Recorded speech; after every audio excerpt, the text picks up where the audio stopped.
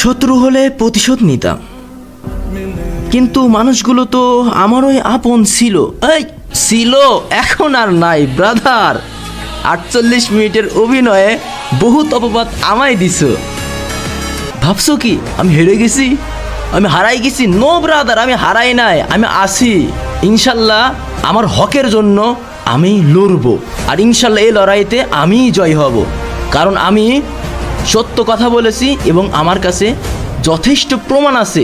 Guys, তোমাদের উদ্দেশ্যে একটা কথা বলি, বাংলাদেশ টপ 1-এর 48 মিনিটের ভিডিওর মধ্যে যেই টপিকটা তোমাদের কাছে সত্য মনে হয়েছে, ওইটাও ইনশাল্লাহ আমি মিথ্যাতে পরিবর্তন করে দেব।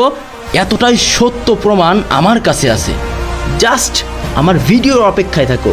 ভিডিও এডিটিং চলতেছে, ইনশাল্লাহ শেষ না করে ঘুমাবো না, থামবো না। যদি বেঁচে থাকি ইনশাল্লাহ এই সমস্ত অপবাদ এবং বাংলাদেশ টপ 1-এর তলে তলে মির্জা